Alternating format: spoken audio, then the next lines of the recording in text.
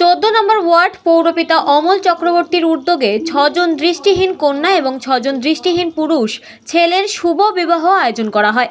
এই শুভ বিবাহে উপস্থিত ছিলেন রাজ্যের মন্ত্রী শশী পাজা এবং মালা রায়, সাংসদ শান্তনু সেন, শান্তি রঞ্জন কুণ্ডু, মানিকতলা কনভেনর শ্রেয়া পাণ্ডে এবং নিমন্ত্রিত করা কন্যাযাত্রী এবং বরযাত্রী তারা উপস্থিত ছিলেন। যেভাবে বাঙালি নিয়মে বিবাহ করা হয় সেই রকম নিয়ম বিধি মেনে এই 6 দৃষ্টিহীন কন্যার বিবাহ হলো এবং তার পাশাপাশি এই বিবাহে প্রায় 800 জন নিমন্ত্রিত ছিলেন।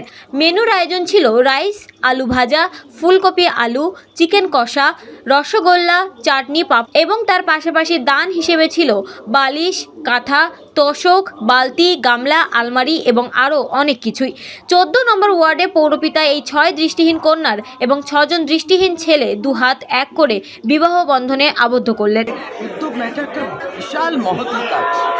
6 জন মহিলারা যারা চোখে দেখতে পান না, 6 জন পুরুষ মানুষ যারা চোখে দেখতে পান না, আজকে তাদেরকে বিবাহ বন্ধনে আবদ্ধ করলেন।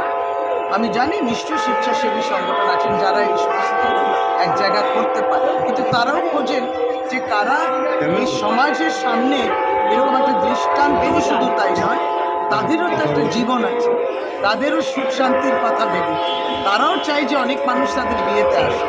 সেই উদ্যোগে হাত বাড়িয়েছেন শ্রী অমল চক্রবর্তী ভোলাদা, আমাদের 14 নম্বর ওয়ার্ডের পৌর প্রতিনিধি, কলকাতা পৌরসভা। আমি এক কথায় বলি, অভিভূত, খুব ভালো কাজ হয়েছে এবং আসতে পেরে খুবই গর্বিত। এই উদ্যোগ কার কি চিন্তাধারা আমার জানা নেই, আমার চিন্তাধারা আমি করেছি। কারো ভালো লাগতে পারে, কারো ভালো লাগবে না, তাদের কথা ভাবা উচিত। তারাও যে মানুষ, তারাও যে বাঁচতে চায়, তাদেরকে সেই বাঁচার সুযোগ আমরা যদি না করে দেই তাহলে কে করবে? সেই দিক চিন্তা ভাবনা করে